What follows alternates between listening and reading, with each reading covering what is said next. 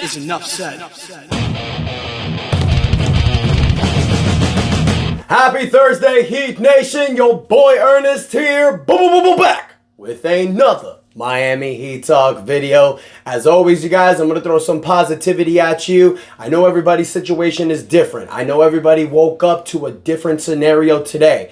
Maybe you're happy, maybe you're positive, but maybe you're down. Maybe there's some personal stuff going on that you can't control. I am here to tell you that if you woke up today and you're able to get out of bed and live your normal life, it's already a great day.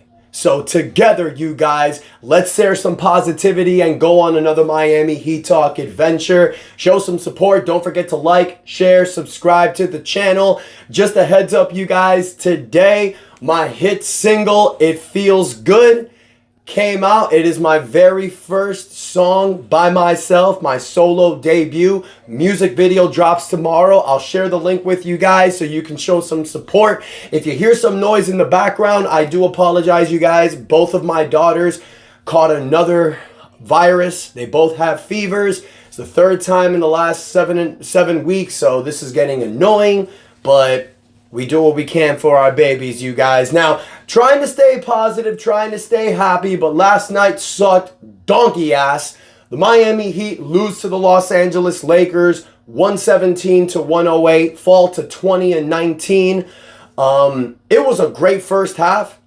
Tyler Hero was balling. Jaime Jaquez was balling. Kel'el Ware was dominating in the first quarter. You were seeing a great game by Haywood Highsmith, but all of this was in the first half. In the second half, the Miami Heat just fell flat on their face. LeBron James takes over in the fourth quarter, and the Los Angeles Lakers steal a victory from the Miami Heat. You get a great game from Tyler Hero yesterday, 38 minutes. He has 34 points, 3 assists, 4 rebounds, playing lights out there, 7 for 12 for the three-point line. I mean, there's no question. Tyler Hero is a bona fide all-star. But he really didn't have help after that.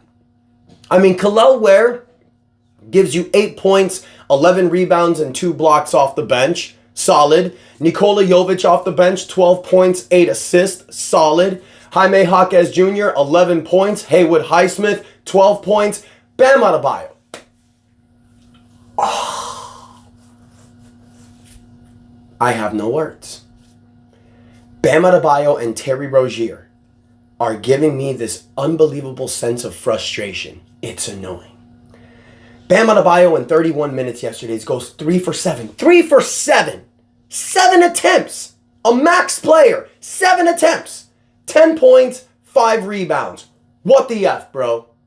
What the F? I know that Bam was dealing with an injury. He missed the last game. I know he's trooping. I know he's being a soldier. But this is not a Bam Adebayo performance. This is a Bambi performance, as a lot of you in my comments call him. Terry Rozier, I'm just getting done talking about Terry Rozier. 6 points, 3 for 7 for the field. These are two guys are combining over $55 million this season. Throw in Duncan Robinson, 7 points, 0 for 4 from the three-point land. You have over $70 million in salary space from these 3 players. And collectively, they give you 22 points. All those 3 players. Trash. Like, it's garbage, man. I mean, you need everybody to step up. The Miami Heat, you guys, can easily win some of these games in the road trip. We should have beaten Sacramento. We should have beaten the Lakers. This should have been a 5-1 West Coast trip. But because of bullshit performances like guys like Terry Rozier, Bam Adebayo, Duncan Robinson, the Heat have lost some of these games that they should have won.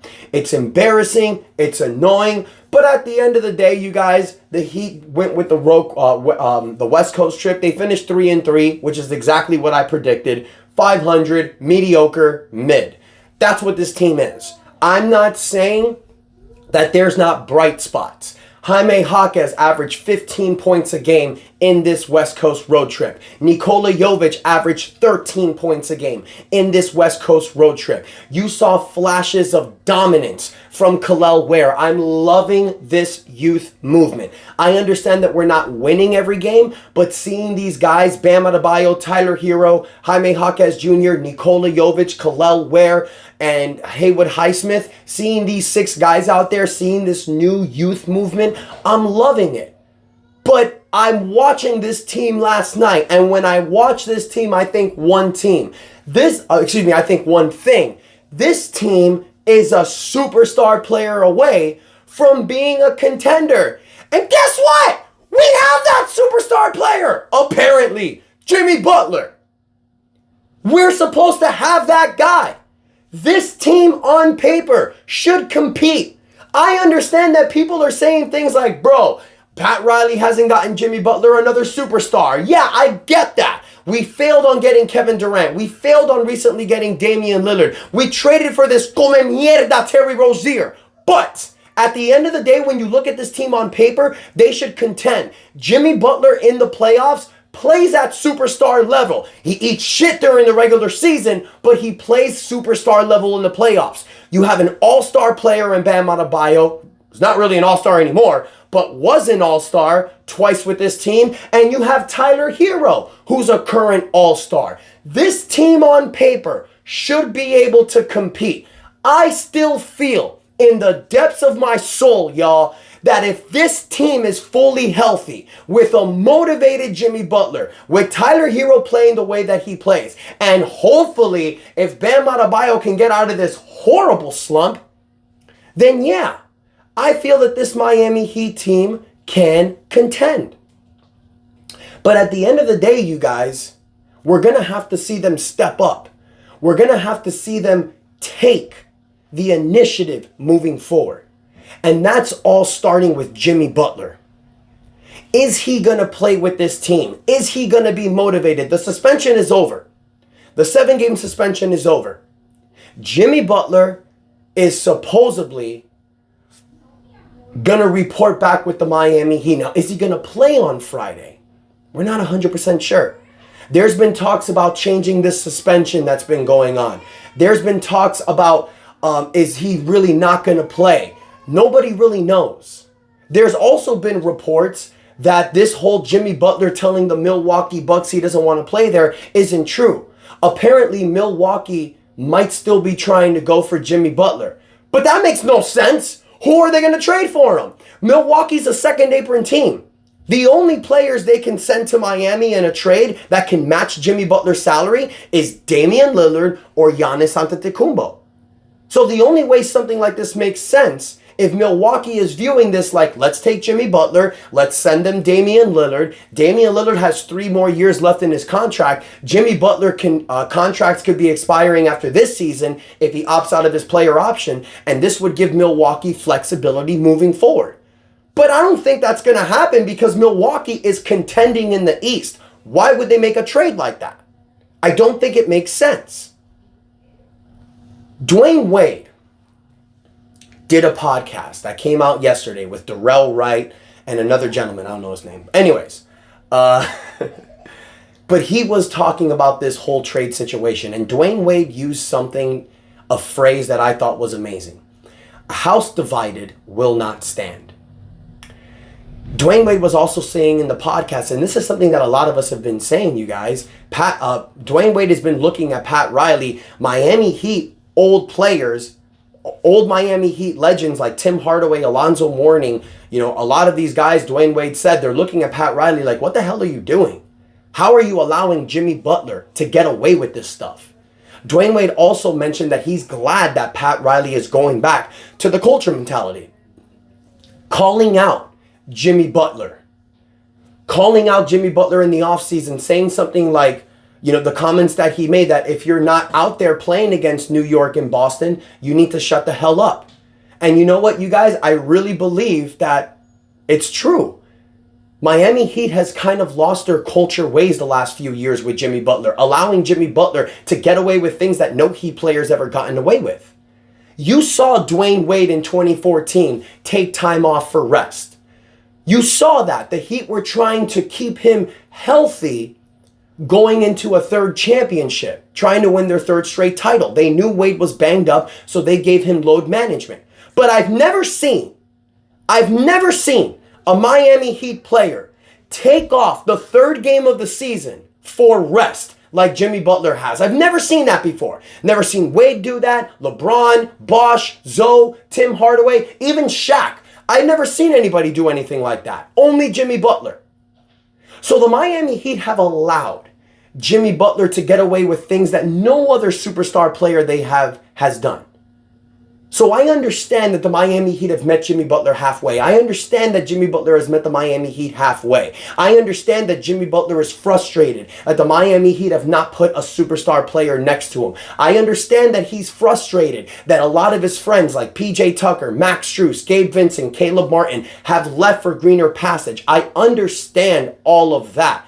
But at the end of the day, bro, you're getting paid $48 million in one season to play basketball. You go out there, you do the job to the best of your abilities. Have you lost some of these players? Sure. But you still have a team that can contend.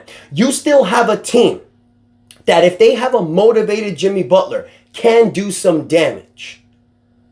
So what I think is going to happen, you guys, I think what needs to happen, the Miami Heat need to sit down with Jimmy Butler. They need to tell Jimmy Butler, your value has diminished. We have 3 more weeks until the trade deadline. Come back, ball the hell out, and we'll see what we can do near the deadline. Because I'm sure a lot of teams are taking a step back, watching this situation, thinking, bro, do I really want to trade for a guy that's 35 years old and can possibly opt into a $52 million contract for next season who's causing all these problems? I don't think so.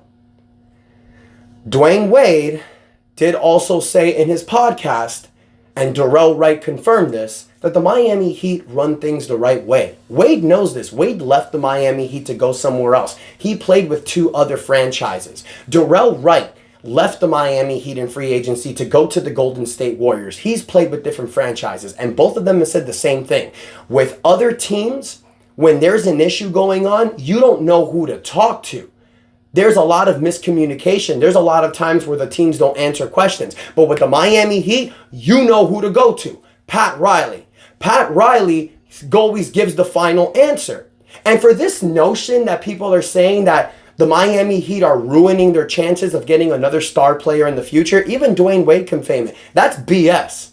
Dwyane Wade confirmed ain't no way a superstar player is not going to go to South Beach, Florida and make about $300 million. Ain't no way that's not happening. So I know the Miami Heat are poising and pushing themselves for a great future. You have a great build with this youth movement. All you got to do is add a superstar quality player to this team. I don't want to wait for 2026. The Heat need to strike now. You have players, you have a roster surrounded by amazing role players that can help you win now. You just got to put the right player next to them. Whether it's Jimmy Butler coming back motivated or maybe it's somebody else. But Heat Nation, I want to hear from y'all. What do you guys think about Dwyane Wade's comments on Jimmy Butler? What do you guys think about the loss yesterday against the Lakers? Do you see some bright spots in this road trip, or do you think the Heat are still doomed to fail? Let me know your thoughts in the comments, guys. Don't forget to like, share, subscribe. We pushing to 6,000 subscribers. Don't forget, my solo hit came out today. It feels good on all music platforms. Music video will be dropping tomorrow, so make sure to check that out. And until next time, your boy Ernest out, and that is enough said. Let's go Heat.